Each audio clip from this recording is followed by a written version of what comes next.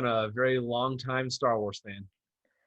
And folks, welcome to the Whitfield Report. I am your host, Sam Whitfield, and we're pre-recording a Mandalorian special. And I think Adam, you might have gotten cut off there in your introduction, but Adam Hill, one of my colleagues at American Watchmen, although I'm not even sure if we're really doing that anymore.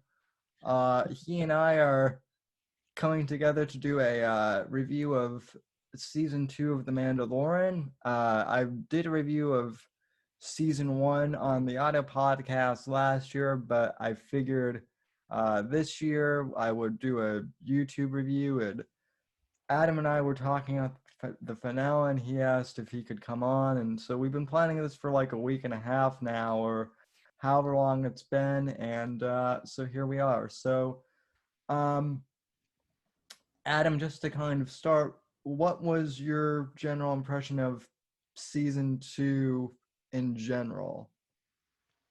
Well, season 2, they it seems like they pulled out all the stops. They really bumped it up several notches compared to season 1. So I I tend to agree. The only thing I felt like the beginning of the season was really slow. It yes, seemed like they it seemed like they retreaded like a lot of ground, and like the first 3 episodes were, I felt like they played it a little too safe because they were literally, I felt like the same storylines kind of as season 1, so that was a bit concerning. And I was really worried about how the first half of this season would um go, to be honest. But I think around like um episode 4 or 5, whenever they introduced Bo-Katan and the other Mandalorians, I feel like that's when the show, when season 2 finally just started to kind of take off, in yeah, my view. I would definitely agree there. Yeah, that the episode where we finally get to see the other Mandalorians, we get to see Bo-Katan, and we got to see her two cohorts there, and that was a little refreshing because I remember seeing them in the Clone Wars series and all that stuff. So yeah, Which I actually, believe it or not, I missed the entirety of Clone Wars and Rebels when it was on TV. So since I've had my Disney Plus account, I've gone back and um I've watched most of um Rebels, since it's only, well, let me put it this way. I've finished the most of Clone Wars, but I've recently started watching Rebels, so I'm kind of watching the whole thing out of order, kind of, I guess, machete order, as Star Wars fans like to call it. But I mean, I don't know. I feel like, now I'm picking up on like who all these characters are. In regards to like Bo Katan, and I knew who Ahsoka was, oh yeah, because obviously she became pretty popular. But but even so, I kind of like how they are starting to kind of weave the new EU together, um, kind of, you know, yeah, and, yeah. weaving all these different shows and books together and whatnot. I noticed they're picking little things out of Legends material and bringing it into canon.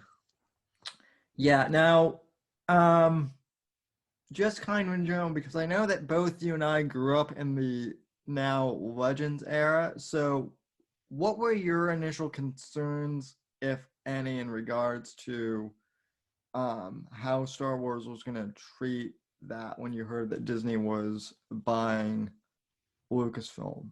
Because I'm curious to know if your concerns were the same as mine, and whatnot.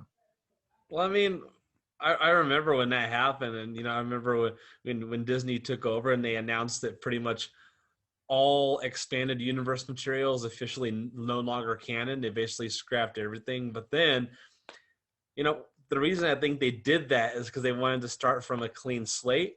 So then they could start bringing in stuff from Legends and incorporating it into the new canon.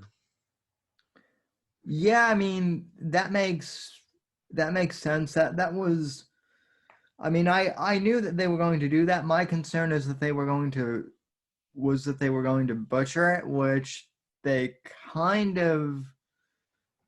I mean, I think you know my opinion on the sequel trilogy by now. I don't hate it as much as some people do, but I definitely feel like there were some things that they just didn't need to do. Oh yeah.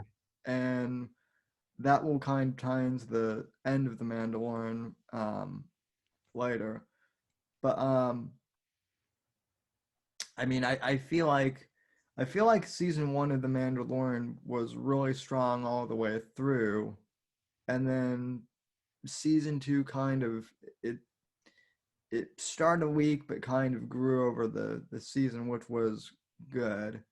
And I think the biggest I think one of the biggest surprises for me was that they were able to transition Ahsoka from animation to live action pretty well. Oh, very well. Yeah. I mean, I was kind of surprised how well they were able to do it. I thought they were going to butcher something, but they um, didn't, obviously.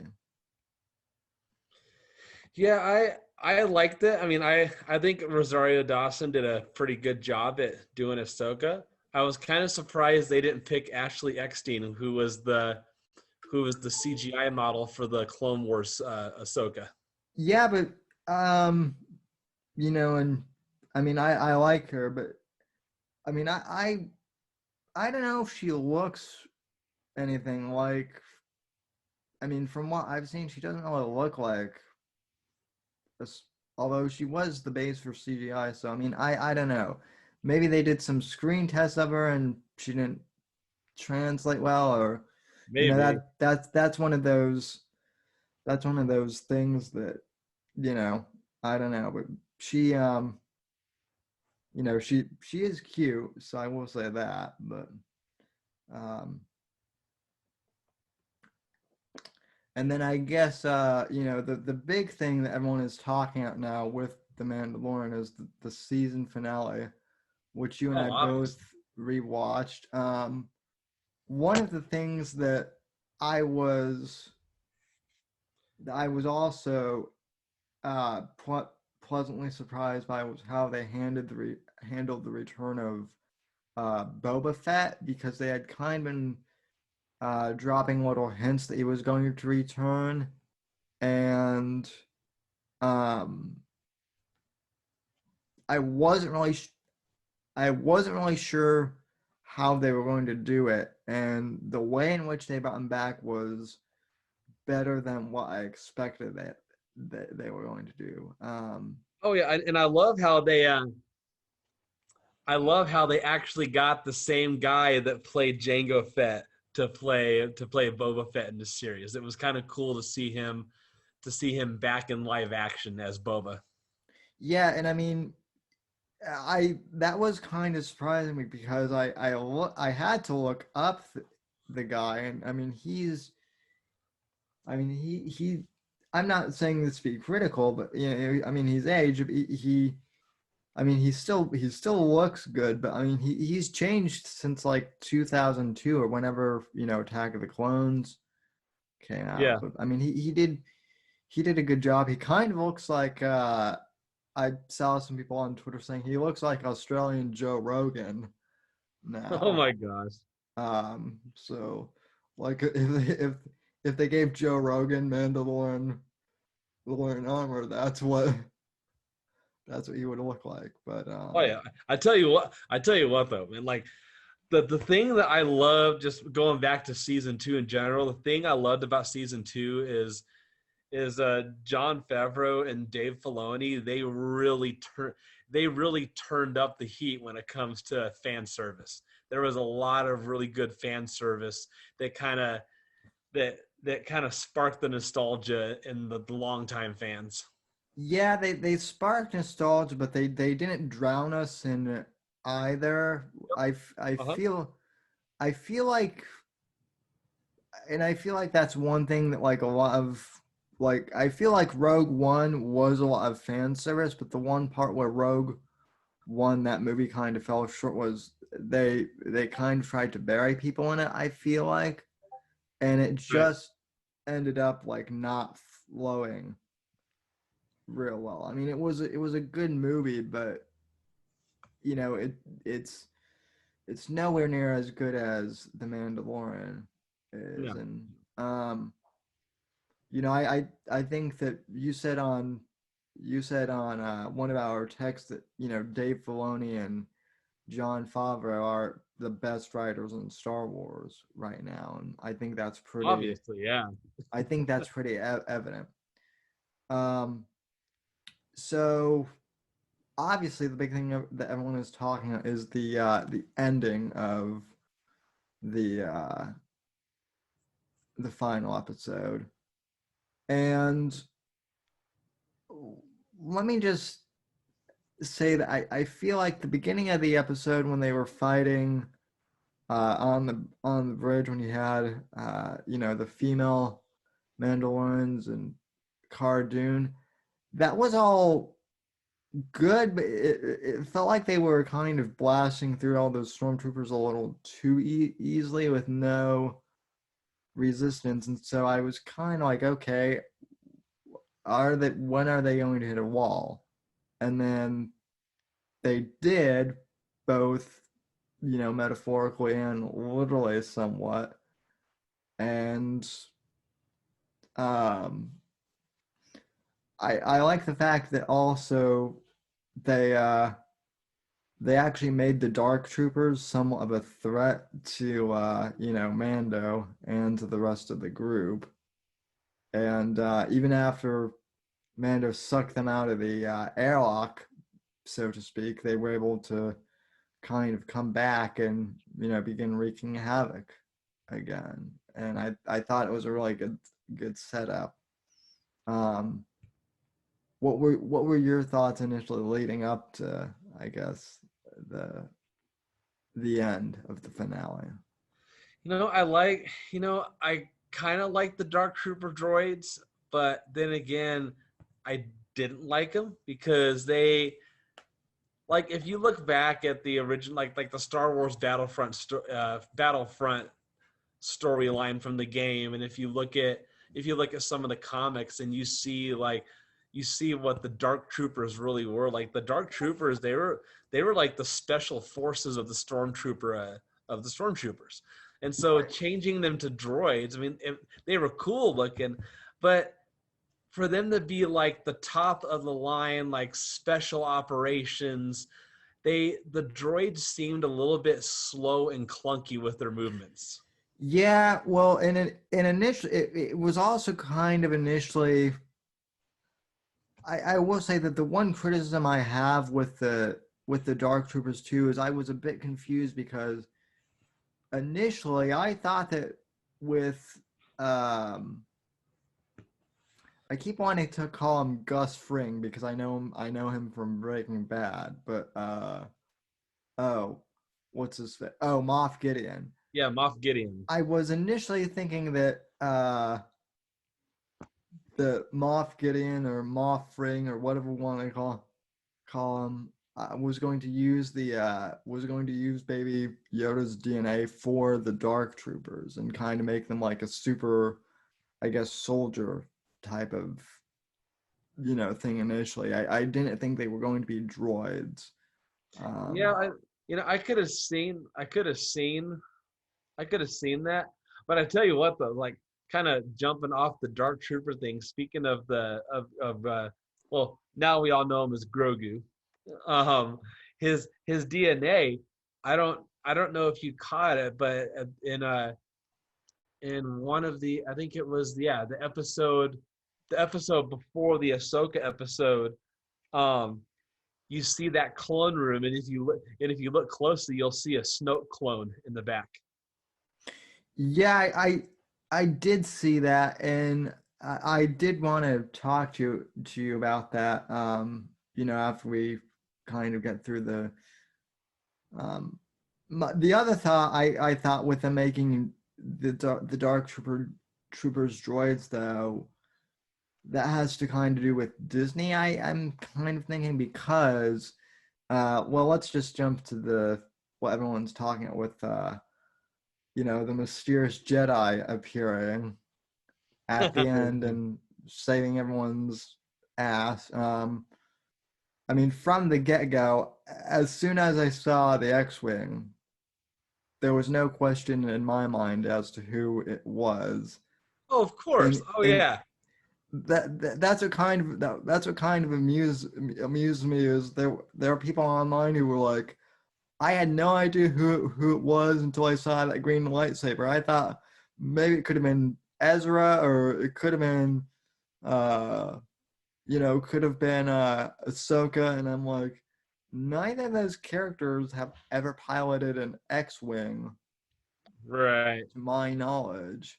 Well, I mean, you got Um that, and I love, like for us, like longtime fans who knew who that was as soon as the X-wing flew by. You're like, oh yeah, I know who's in that. But then of course, I love Cara Dune's reaction. She goes, only one X-wing, yay, we're saved. and I'm like, no, but it's the X-wing. So, Red 5, man, Red 5. and this is another thing that's interesting too, is from what I've heard from reading Gina Carano's Twitter and everyone else, I guess they had no idea that Luke was the actual Jedi until the day of shooting. I guess like Yeah. they kept everything under wraps even from the cast, um, which I thought was pretty cool. Um, Now, in terms of Luke himself, um, I mean, what did you just that whole sequence? I watched that at least like five, I don't know, six times. To me, that was actually better than that was basically the Jedi equivalent of the Darth Vader hallway scene in Rogue One. I think.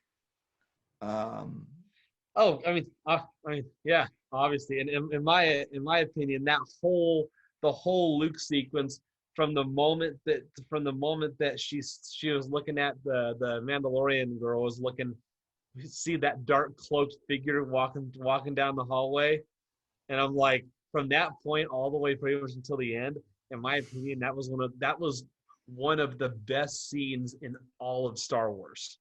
yeah, and I like the fact too that Gideon goes from being like really menacing and diabolical to basically pissing his pants, because I mean and someone brought this up, one of my other friends brought this up. He made a good point that this takes place only 6 years after Return of the Jedi. So I I guess from the Empire's perspective, Luke Skywalker killed both the Emperor and Darth Vader, because no one knows what actually happened on the Death Star. So at that point, Luke is kind of the Darth Vader to the Empire, and so they're all terrified of him, which is something that I really like, and I hope if they do more with Luke, I'd like to see more post Return of the Jedi stuff, like what happened after, um, the end of the original trilogy with Luke. Oh, of course. And And like I tell you what, that scene, like one of my favorite parts of that whole scene is, as the droid dark troopers were punching down the door, you look over at Moff Gideon, he's got this really prideful, arrogant smile on his face because in his mind he knows what's about to happen. And then as soon as that Mandalorian girl goes, a Jedi, you just see his eyes get really wide and he starts breathing fast and he's like, oh crap. Well, and part of me believes that that's because he knows that the Jedi has shown up. Like Uh-huh. I don't know if it would have had the same effect if Ahsoka would have shown up, or if Ezra, um, who at this point is still lost in the Outer Rim, but Mhm. people were predicting that he was going to make a comeback, um, somehow. Um, but I mean, I think the fact that the Dark Troopers paused, that was the one weird thing, because since they're droids, how did they know that it was Luke? Gideon, Well, I I can. don't I don't think they knew it was Luke. I actually watched the YouTube video on that. They're like, why did the droid troopers just stop? Because the droid troopers were programmed to respond to the biggest threat. And before they stopped punching, it was the people on the bridge. And then the dark troopers in the hangar bay, they saw that X-wing come in, and suddenly the X-wing became the primary threat. So they stopped, and then the dark trooper droids, I'm sure they were able to send signals to each other. So they probably sent signals to all the other droids saying, "We have a new threat," and that's when they stopped. Yeah. And part of me thinks that with it being Disney, they probably made the Dark Troopers droids because, I mean, I think it would have been cool if they would have like actually had actual like human Dark Troopers. But I don't think Disney would allow for that much, you know, human, I guess, slaughter, which is my one complaint. I feel like that's the one thing where the show has become a bit Disney-fied, but I mean, it is what it is. We did get to see Luke in his, you know, full form, which was awesome. The only Oh thing yeah. that's the only thing that's a little disappointing to me is that that Luke still becomes bitch Luke uh from The Last Jedi, which you know, I'm not sure how I feel about that still. I'd like to see them at least explore like how he fell from grace a bit more. Well, then, like, even like, I'm sure you saw. So all this time, Luke, like they had it that Kylo Ren was the one that was destroying the temple and killing all the students. But in the comic, one of the comics, Rise of Kylo Ren, which is canon, it was actually revealed that it was not Kylo Ren that killed all the Jedi students. It was actually Palpatine back behind the scenes that did it all. Mm, that I mean that's an interesting. That's the one thing too that I feel like The Last Jedi and Rise of Skywalker did kind of muck up is I personally feel like they're relying a bit too much on Palpatine being the big bad. I would have liked to see them bring back like the Sith Emperor from the EU and maybe have him be the big bad, or maybe make Snoke that big bad initially before they killed him Well, off. That was kind of my hope.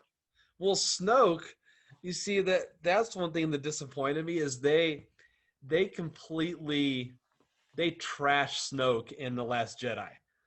Like the Snoke from Last Jedi and the Snoke from The Force Awakens were two completely different characters. Like the Snoke from The Force Awakens was much more menacing, much more villainous. He even looked different. His whole head and facial structure looked different than the weird old guy with scars and puffy eyebrows that they gave us in The Last Jedi. Well, we can thank Ryan we can thank Ryan Johnson for that. Because I agree. And here's the thing. when it comes to Snoke, I think J.J. Abrams did it right. Well, that was one of the things that was so confusing was when they announced like 7, 8, and 9, they announced that, 7 was going to be directed by JJ, it was going to be directed by Ryan Johnson, and then 9 was going to be directed by, JJ again. And I was like, why are they switching directors halfway? It seems pretty clear that JJ had like, he hasn't said this, but it seems pretty apparent that he had a completely different vision for what episode 8 what episode 8 and 9 were going to be initially. Well, yeah, like episode 8 was supposed to, well, I know episode 9, JJ wasn't the original director. It was supposed to be Colin Trevorrow, who was supposed to do 9. Oh, Then something happened with his family or something, and then JJ came in and took over. yeah, Because that would because have been interesting. if you look at some of the original concept art for episode 9 from Colin, like, oh my gosh, man, episode 9 was supposed to be like completely different from what it was now. So. Luke was supposed to be alive for 8 and 9 initially, Yeah. is what I remember reading. He wasn't supposed to be who he turned out to be in episode 8, I guess. Right. So But I mean, like, I hate how they, like, their portrayal of him in episode 8. Like, and the thing is, people, I do disagree with people that are like, well, he was Luke Skywalker, he wouldn't have run away. I'm like, well, if you think about it, Obi-Wan Kenobi, he ran away. Uh, Yoda exiled himself. So two of the most powerful Jedi ever basically exiled themselves and ran away when things went bad. So it actually was fitting that Luke did the same thing. I hate what they did with this character in episode 8. Like this guy who just throws lightsaber, because even though Yoda exiled himself and Obi-Wan did too, they were still both Jedi and they still practiced their Jedi art while in exile. yeah, Luke Skywalker just gets all mopey. He becomes a mopey, grumpy, depressed old man, throws the lightsaber away, and like drinks milk from space cows, and I'm like, what are you doing? I'm like, Luke. well, it's not. I'm not so upset that they made him a grumpy old man.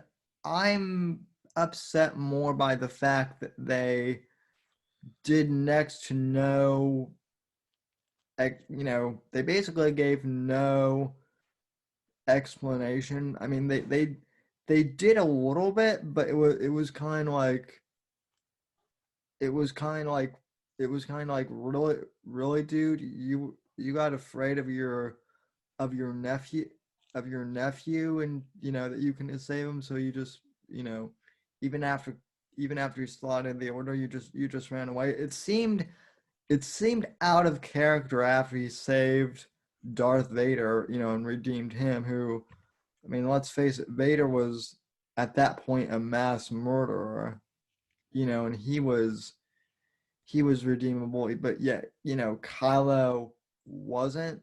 I guess that was, for me at least, where the logic kind of fell down. Well, of course, because when they showed those flashbacks, and I mean, in my view, Luke Skywalker, he betrayed Kylo Ren, not the other way around. Right. So, But I mean, I would have liked to have seen them maybe explore that a little more, as opposed to just doing like a 15-minute exposition thing. I don't know. That's my biggest criticism with The Last Jedi. But anyway, going back to Mandalorian, did you see the post credits scene, I or mean, were you like me, where you had to go back and watch it? oh, I saw it. Oh yeah, but Boba Fett, man. Boba Fett just takes over. So, what are your thoughts on that whole setup for the Book of Boba? I like the premise, but I have a few concerns. But I'll let you go first. I like it too, and I'm wondering where they're gonna go. Because like Boba's now he's basically the ruler of Tatooine now, so he controls Tatooine effectively. And I'm wondering what they're gonna do with that, and like who his enemies are gonna be, and how it's gonna, and yeah, all of that. Here's I'm curious about that too. What I'm worried about is I don't want them to make Boba like an anti-hero. I like the idea Yeah, of Boba Fett as a straight up villain.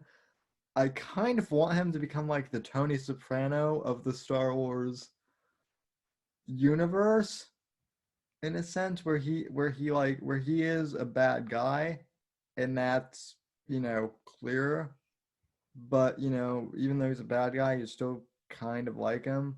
I don't like I don't like when most franchises make like the villains anti-heroes. I don't want them to become like the Punisher or the John or like the John Wick of the Star Wars universe because I feel like there are already so many franchises out there trying to do that. And I mean, I feel like at this point we need good villains in Star Wars because we're kind of lacking in this current timeline. Um, but you know, yeah. That is one of my only real concerns about Disney, because now, in my opinion, now that Disney has it, I don't think we're ever going to get a true menacing villain ever again, as long as Disney has control. but yeah, but that's what we all want. I know, Um, like I'm just saying, like this will never happen. But I would love to see a dark side centered Star Wars movie that's rated R.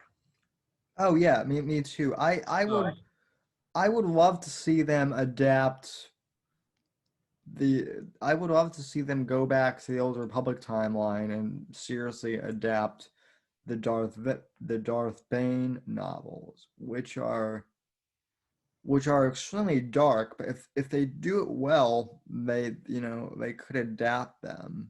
I feel. they could that, or even do a Darth Plagueis movie. The book was amazing. The book I have on Audible, which is I Yeah. mean reading the book and then listening to it are both amazing experiences. But yeah, the I feel like I'd love for them to do a Plagueis movie, but again, I'm kind of a little hesitant because I feel like they would maybe Disneyfy and take out some of the darker, elements of the whole Plagueis thing. But who knows if John and Dave are heading it up, I feel like they'll do a good job with it. I So. I think so too. So kind of going back to our original Mandalorian subject here. So what are your thoughts on how they did the CGI for Luke? What'd you think of it? I know people are hating on it, but you know, I like the fact that they brought back Mark Hamill kind of as the voice, so to speak. Um, the fact that they de-aged his voice and his face, that didn't bother me at all. Obviously I feel like that kind of had to happen. The only thing uh, the only thing that was kind of the only thing that kind of went through my mind was, well, how much did that cost, for them to do? I was just kind of curious about that. But I mean, I thought the special effects, I mean, yeah, it was pretty clear, but it wasn't as jarring as like when they actually made it look realistic, whereas like Rogue One with them trying to CG Peter Cushing, and then trying to CG Carrie Fisher. Those are both kind of disturbing, to be honest, because it looked like PS3, like, or like Okay, video game graphics in a I movie. liked Leia.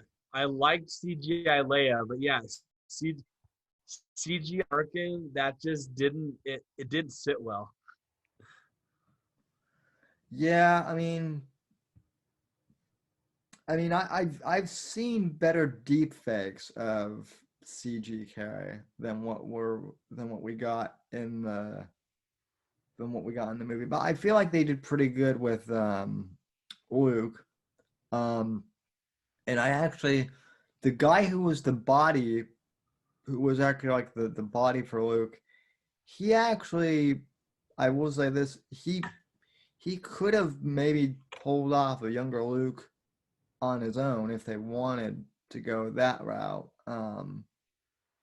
I know that some people were wanting Sebastian Stan to be Luke, and they might do that in the future, but I thought this was good. You know, I think they did an Oh yeah. okay job with the CGI. So here's a I love talking Star Wars theory. So here's a theory question for you. Uh huh. In your opinion, is Grogu doomed to be killed at the slaughter of Luke's new temple? You know, I'm conflicted on that because part of me kind of feels like that's where they should go, and maybe that's why Luke goes crazy. Like Yeah. I could kind of see that as a possible narrative, but I feel like again with it being Disney, like and especially now with Grogu being like such a beloved character, not to mention a cash cow Oh for yeah. them. I feel like they're going to explain like he's either going to reunite with Mando at some point and go off on adventures with Mando again, or he's going to escape the temple somehow, and like he'll either have his own comic book or maybe his own series or movie at some point. Um, I kind of like the sound of a Jedi Master Grogu. yeah, I like that as long as they don't like make him a clone of Yoda, because then I feel like that would kind of confuse like newer younger fans What I maybe. would, what I agree, but what I would love to see, I would love to see Grogu go back to his home planet so we can actually see the origin of his race. Yeah, but I feel like we're not going to get that until after George Lucas passes away, because George Lucas has said that like he has intentionally kept Yoda's species, like mysterious. Now, you know, do I believe that? Maybe George was just maybe he was maybe he was being lazy when, because like he claims that he also wrote the prequel trilogy before the sequels, but everyone else has said that that wasn't the case. Yeah. So I don't know. I I feel like George just never, you know, he never gave Yoda a species name and then just, made that struck later. But I kind of agree with you. I feel like at some point we do need like a Yoda species reveal. Like I don't even care if we don't get a name for them. I would just love to see like Right. other Yodas um, out there, especially since we know they're so force sensitive. So Oh, of course. I mean, we've seen three of his species now so far. So, yeah, although technically I don't think Yaddle is canon anymore. And I know that like for the 18 and under listeners of this podcast, they're probably going to be going, "Who the fuck is Yaddle?" So go Well, back and watch. Go back yeah. and watch episode 1, uh, kiddos. So um, let me ask you this real quick regarding Yoda. Puppet Yoda or CG Yoda? Which one do you like better? CG. Really? Yep. I I I like Puppet Yoda myself. I think it looks more realistic, but that's just me. Um, another another theory question. So what do you think is going to happen with I've heard a crazy theory that like Mando is actually going to become like a Jedi. Um and that like it's his sort of how he becomes a Jedi. Um I'm not I'm not sure if I like that premise. I kind of like the idea of him being like just a guy in, the Star Wars universe, like being surrounded by Jedi and Sith, but what are your thoughts on that? I don't see that happening. I don't think they'll do that. What I think you're going to see in season three is going to be centered around Mandalore and the battle and the fight for Mandalore. Uh, so kind kind of like Star Wars meets Game of Thrones, I guess, with Kind of like that, yeah. hopefully less shitty of an ending.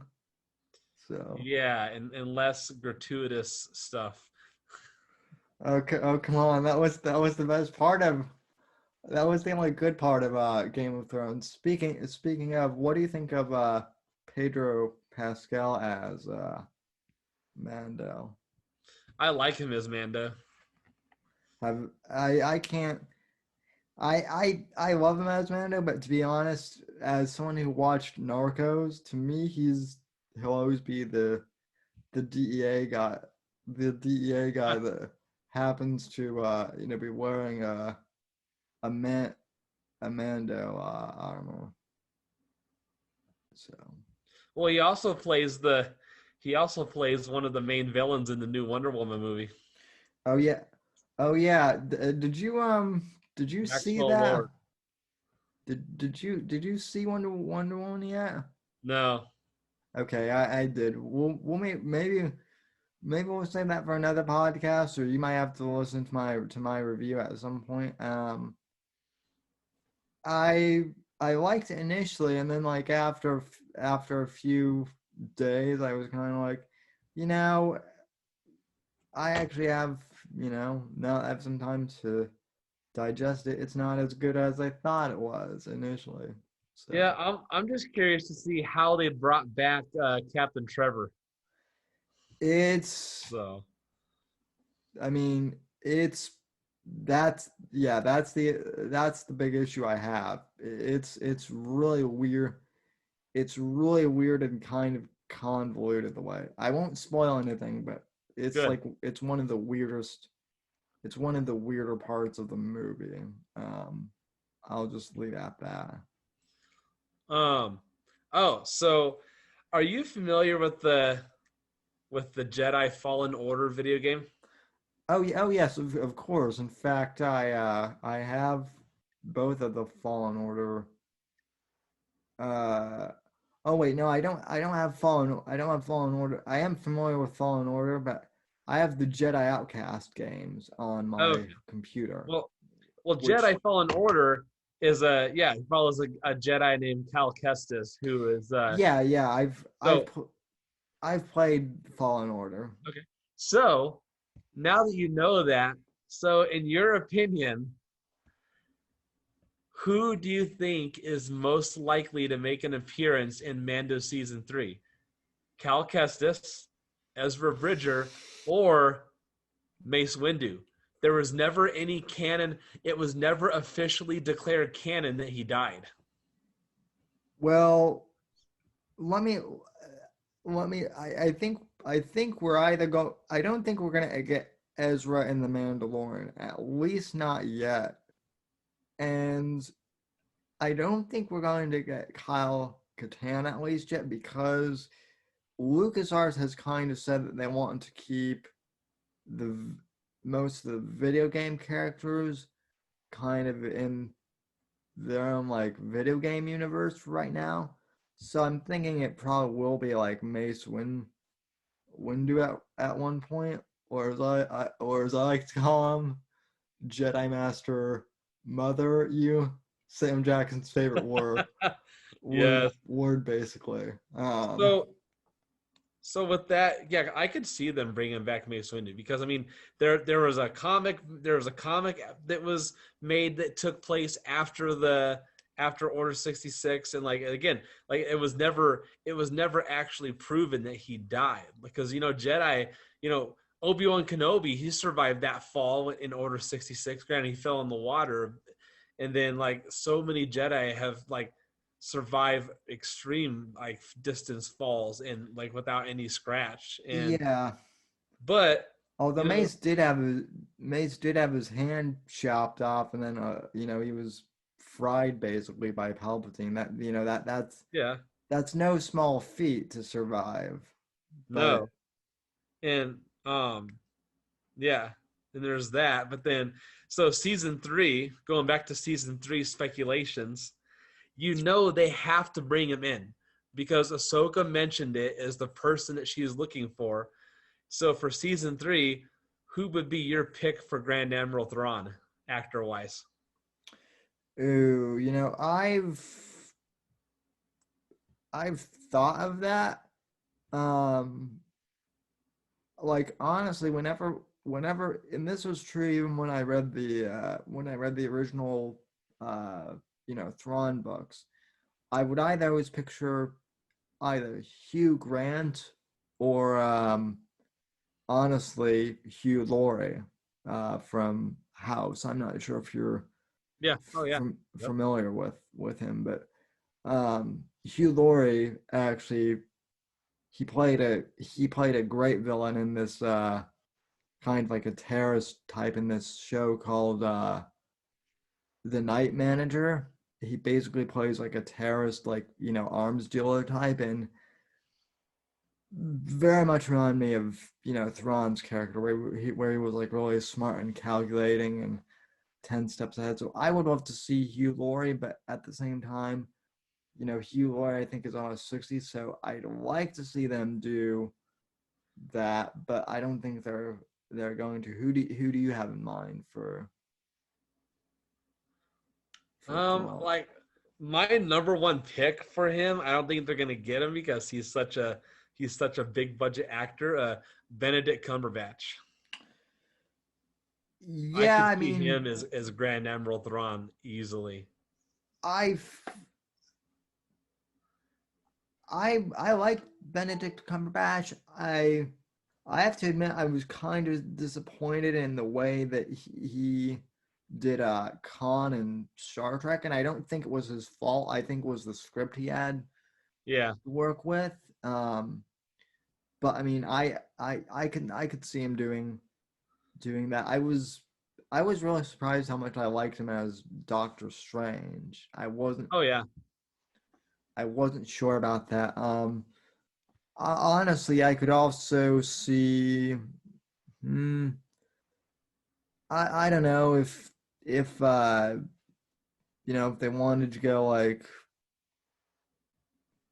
I could also maybe see honestly Daniel Craig, James Bond as maybe. He could. I don't his it needs to be someone with a like weird setting, but more of a longer face. His face isn't long enough really to play Yeah. Grand Admiral. Like another person I could see doing it would be Tom Hiddleston, Loki. Oh yeah. So I oh yeah. I could actually see Hiddleston more than I could Benedict actually. It's they've shown one that I did not get at all is Matthew McConaughey, and I love As everything.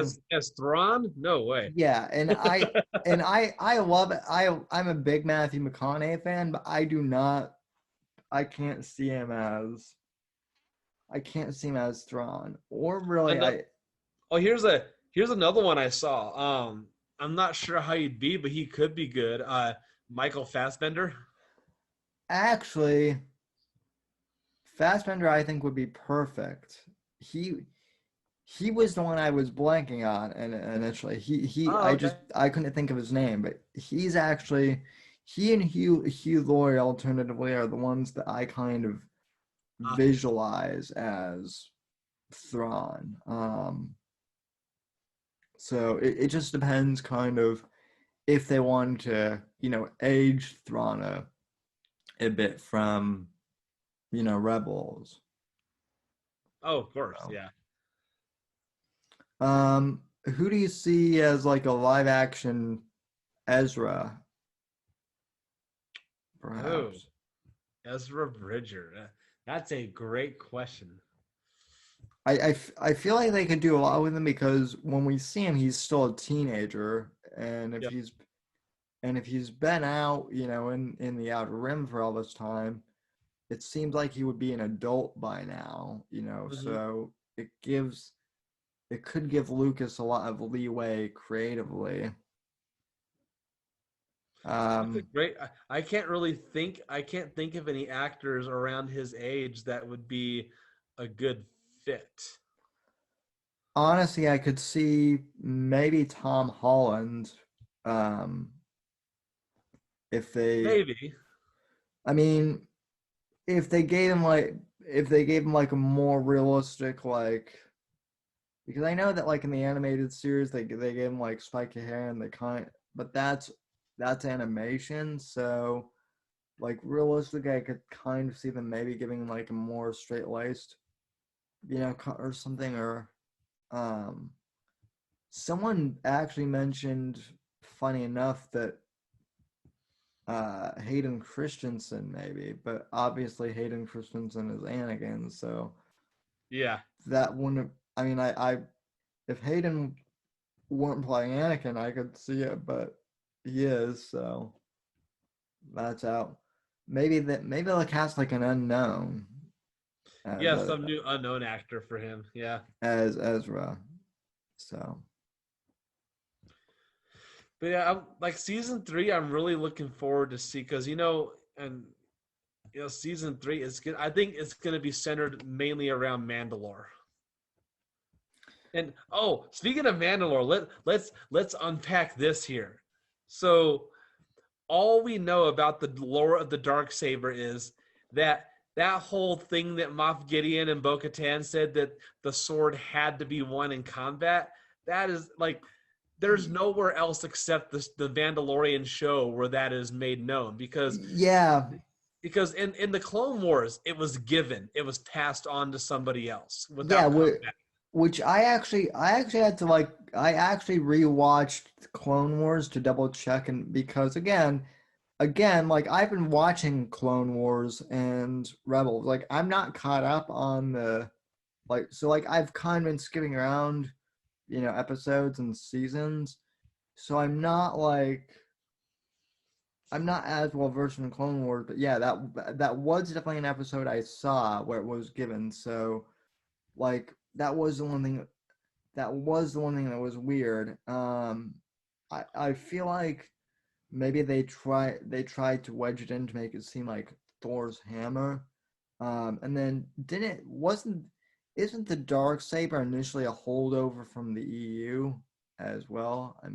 Yeah, the dark saber was created and wielded by an old Republic, an actual Mandalorian Jedi Master. Yeah, that's So so. So here's my question. Probably one of my all time favorite characters in Star Wars has to be Revan, both as Darth Revan and Revan the Enlightened. oh yeah, Um, yeah. and I and I could see maybe not them introducing Revan as like a character, but I could see them introducing like the concept of Revan and bringing him back into canon in season 3 of. Well, they did in The Last Jedi. Oh yeah, oh yeah, that's right. They did. Um, That it was said that the broken red kyber crystal that Luke Skywalker had in his hut was it belonged to an old Republic Jedi Crusader. And in all the stories, the only person that was called the Jedi Crusader was Revan. so do you think they'll bring him do you think they'll bring his, I guess, lore into into Mandalorian season 3? Because if it's on Mandalore, I can't see them not bringing up the Jedi Wars of. Well, of course, because because back in the days of like Mandalore the Great, like back in those early Mandalorian days, yeah, the Mandalorians and the Jedi were like they were eternal enemies. And to me, if they ever do like an Old Republic timeline, which I'm hoping they do, I'm curious to see who do you see as uh Revan, because to me Easy, easy, Keanu Reeves. I was gonna say that there's only there there's only one choice, and it's Keanu. So And of course, the I'll have to say this: the whole social justice crowd wants if Revan was reintroduced, they'd want to make Revan a female. well, I mean, yeah, well, okay, so that is one thing I want to talk to you about. I was like just talking about social justice warriors. Um, what did you think of the whole Mandalorian boob armor controversy? It, in my opinion, it is a big nothing burger. They don't. Yeah, They're not doing that armor to accentuate to accentuate that feature. They're they're giving that shape to the armor because men, and unlike what some people think, men and women are different. You can't just put a hard flat chested armor piece on a woman because like literally it's gonna be painful for her. well, also, So I don't know if you've like been to any museum exhibits with armor. I have, but like back in like medieval times, there was literal, you know, female armor of course. that had, anatomically correct, you know. I mean, to me, I almost wonder if that was like if that was a publicity stunt, almost, just because the outrage was like, really, you guys are. I thought you guys were supposed to be like pro boobs and everything. Why are you guys screaming about this? Like, out of Oh yeah. everything, this was the least. And You know. speaking of the whole the Mandalorians, my question is in the season finale, where was the third Mandalorian? The guy, where's he at? Someone, I don't know if you know who the YouTuber The Critical Drinker is, but he's one of my favorite YouTubers now for film reviews. He actually asked that same question. Like, for some reason they wrote him off, and I don't know why. I like this character. I mean, did he even uh, did he even really have a character? I don't really see. I don't feel like they even like. I liked his character too, but I feel like they didn't even give us a chance to really get to know his character at all. Not really, but I'm like, I wish I would have seen more of him. Maybe, I mean, there were rumors. The rumor I heard is that there was a story behind it that he was actually back on Mandalore. That would be interesting. So in terms of spin-offs, what do you think of like an Ahsoka spin-off in general? I'm excited about it because I would, the thing that I would love to see the most out of that whole spinoff is I want to see some interaction between her and Luke. Yes, that's what I think that's what like because I have to be honest, like initially when Ahsoka was created as a character, I was kind of like, why are they doing this? This messes up the whole timeline. The way they've handled her so far is great, but yeah, I Yeah. mean, I want to know where she was the entire original trilogy. Um, and Mhm. I do want to see her interact with, you know, not just Luke, but also perhaps Leia somehow. If they decide, I mean, obviously you can't bring Carrie Fisher back, but maybe cast someone else or something as Leia. I think that would be neat. Um, I also like the fact I like the idea of Cara Dune getting her own spin-off, although with Gina Carano coming out as MAGA, um, Yeah. I know that's another thing. I'm a little I'm glad she wasn't asked. I was kind of thinking that she might just because Disney does lean on that other side, Yeah. so so to speak. But I did like with her and the other two, I did like how a true they did some true strong female characters without all the cringe. Yeah. And she's good at that in general too as like an actress, I've Well, found. her and also a Ming Na Wen, like she's really good with that too. Yeah. Well, and And then of course I forgot what the other girl's name is. It was with Bo Katan, but I love the uh actress they picked to play Bo Katan. Like it was okay, perfect. okay, Kate Sackhoff. Yeah. Yeah. That's that I never saw Stargate, but supposedly that's Captain Starbuck or whatnot from Huh. Battlestar Galactica. Okay. So yeah, I actually at first I didn't recognize her because usually she has blonde hair, and so the red threw me initially, and then I was like, oh yeah, that is Katie Sackhoff. Yeah. So, um, Oh, here's another Mandalorian question for you. mhm. There's only one right answer. No. In your opinion, what was the best opening scene in both seasons? If you combine both seasons together, out of all the Mandalorian, what was your favorite opening scene? Ooh, probably this.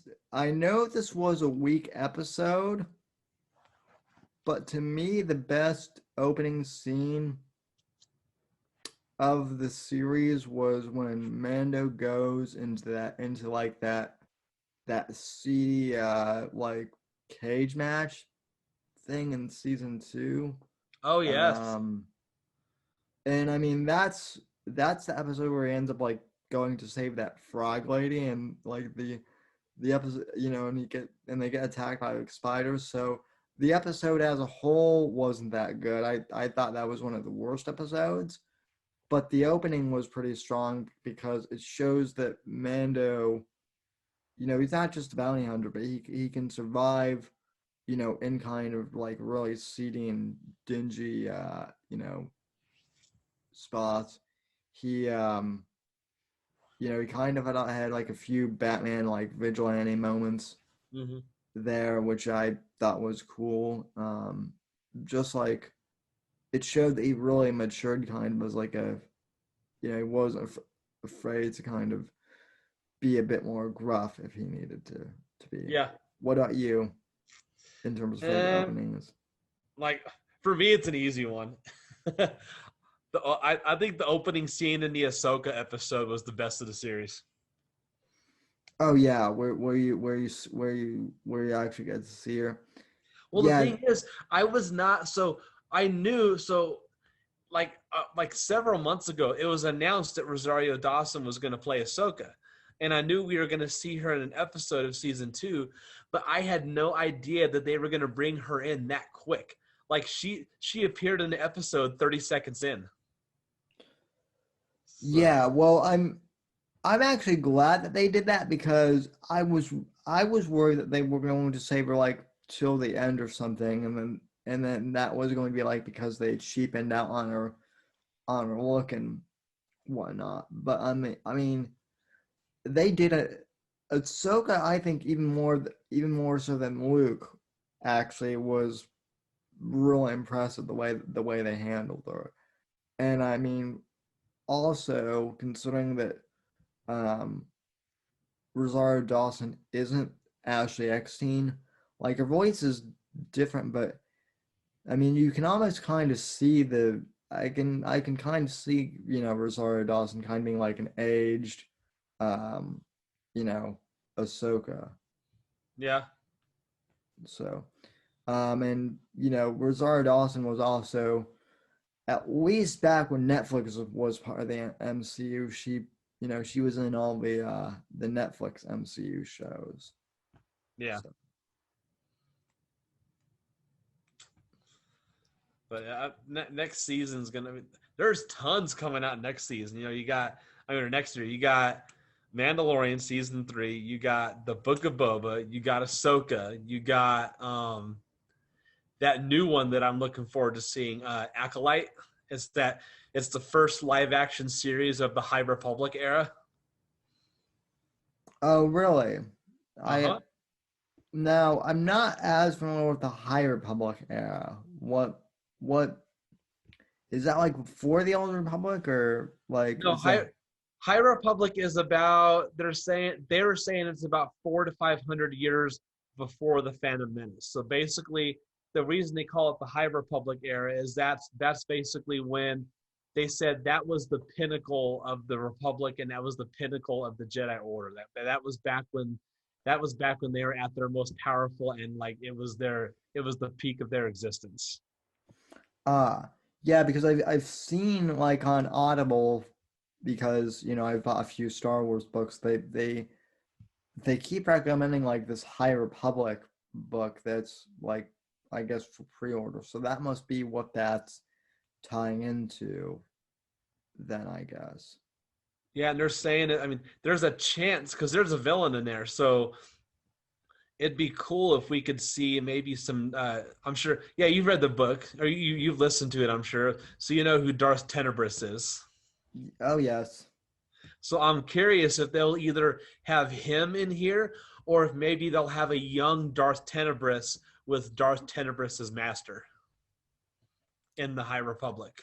Yeah, we don't wasn't Tenebris Plagueis's Yep, master? he was Okay. Plagueis's master. Yeah, because I remember like my first introduction to Darth Tenebris actually was at the beginning of the Plagueis novel when Plagueis like kills him off, and then Uh I'm like, huh. and then I was like, oh wait, this guy was an actual Sith Lord and not just a character that they wrote as like a throwaway.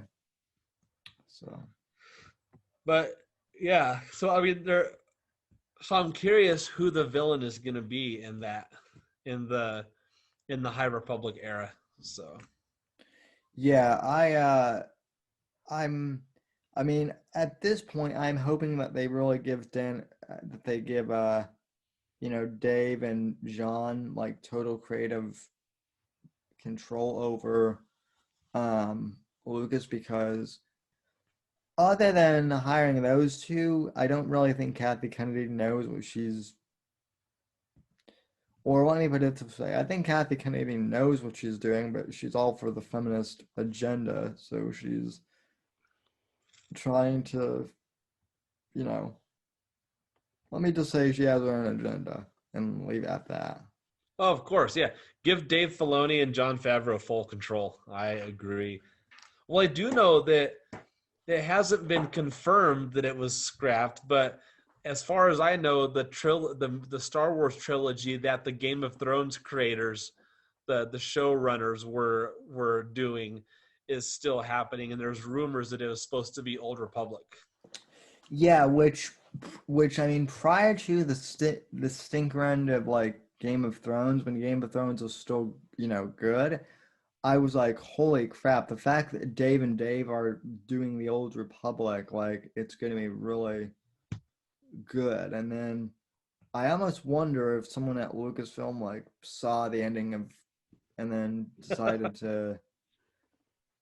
I In all seriousness, though, from what I heard, that's also the reason why Game of Thrones turned out the way it did, because I guess they were I guess they were so focused on like Star Wars that they kind of started working on that and Hmm, rushed, you know, Game of Thrones. I don't know. I think that's one of the things that will forever be internet speculation.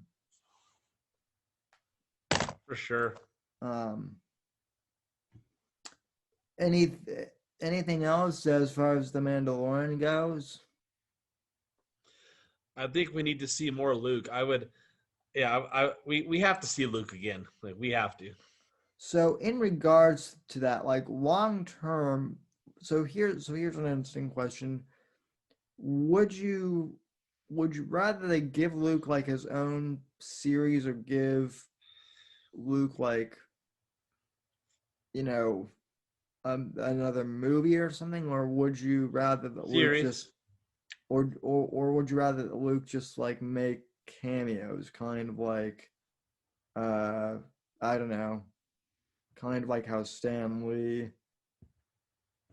does, or No, like I would love so cameos are cool. It'd be cool to still see cameos, but I would love to see a Luke Skywalker series that takes place in between Return of the Jedi and Force Awakens. Like I want to see the events. I want to see a young Ben Solo. yeah. Well, assuming that Mark Hamill, I mean, unfortunately, he can't be Luke forever. Who do you see potentially as being recast for?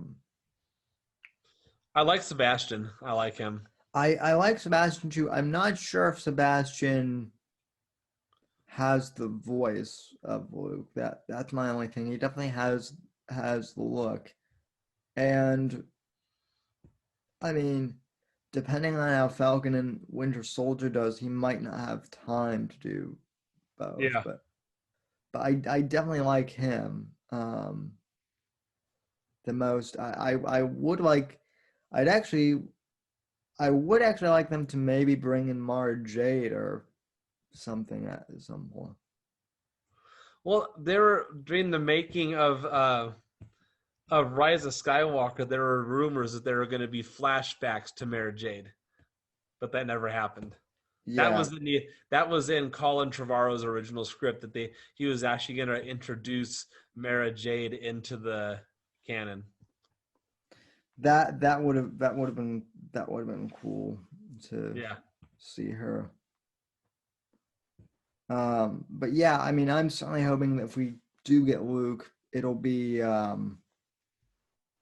will in fact be Sebastian. And I mean, I feel like a lot of problems with Episode 8 in terms of Luke characters, as long as they explain his downfall and show the progression, I have no problem with them, doing what they did with Luke. They just need to explain a lot of agreed. that. Like I would like to see a fill in the gap. Like I want to see that whole event, and I want to see him actually retreat to that planet and see like the emotional and mental turmoil that he went through with that and how he became who he was.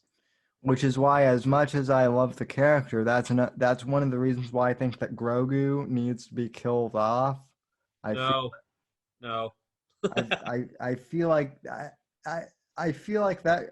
I mean, I love Grogu, but story wise, I feel like that's like a reasonable um I mean, what do you think they're gonna do with Grogu long Well, I know term? they did say that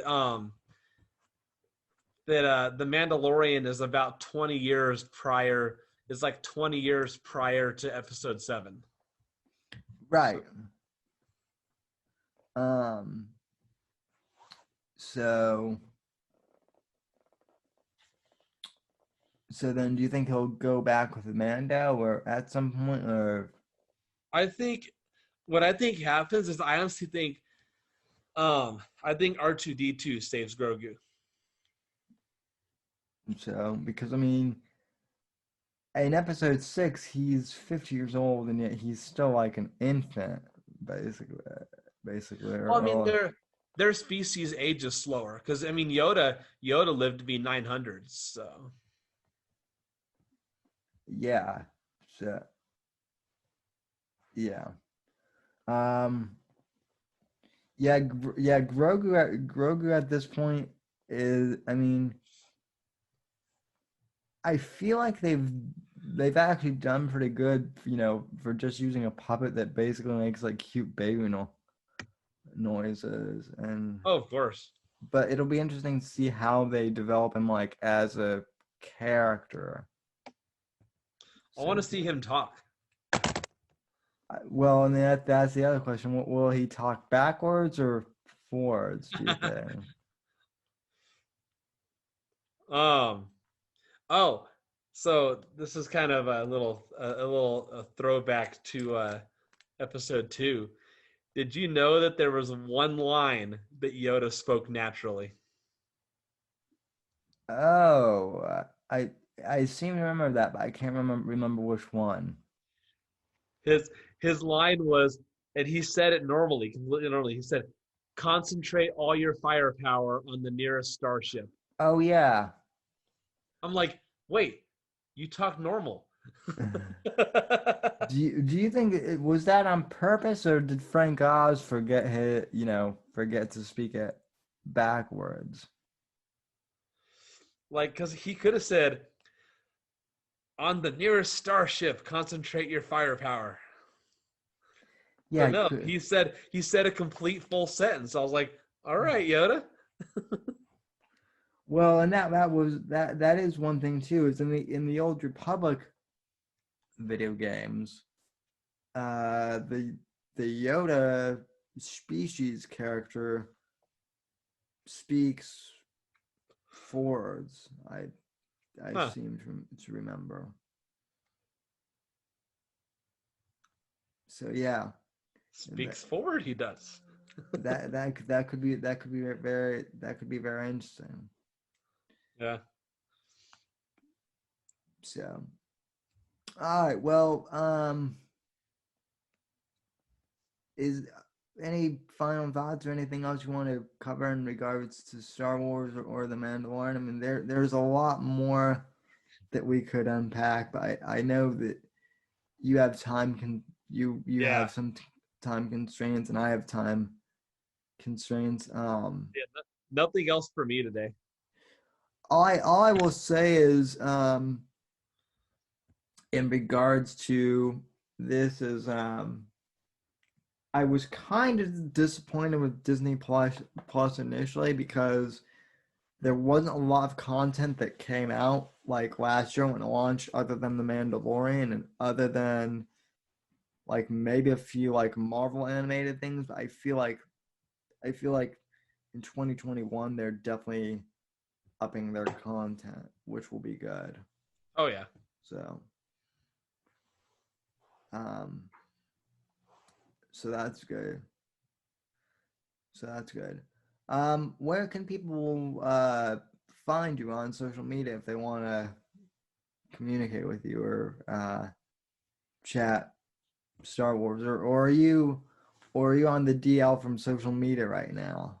I'm I'm I'm on the down low from social media at the moment. So All right, so they'll just have to communicate with me to kind of get to you, I guess. exactly. So, all right, Adam. Well, Well, thanks for coming on. So, yeah, it was awesome. And folks, thanks for listening to this and or watching this on YouTube. And if you are on YouTube, for those that are interested, please leave in the comments and let us know what you thought of Mandalorian season 2. And for those listening on the podcast, please leave a 5-star rating and review and all that jazz on Apple Podcasts or Spotify or wherever else you get your podcasts. And I'll be back on Thursday, hopefully, to be talking about the pork, stimulus package. We'll be covering politics again, but this was a little fun, intermission from politics, and then it'll be New Year. So, yeah, thanks for listening, folks, and from all of your NGC studios, have a good night. God bless. God save this free nation. God, freedom, I can see in that order. And thanks for listening.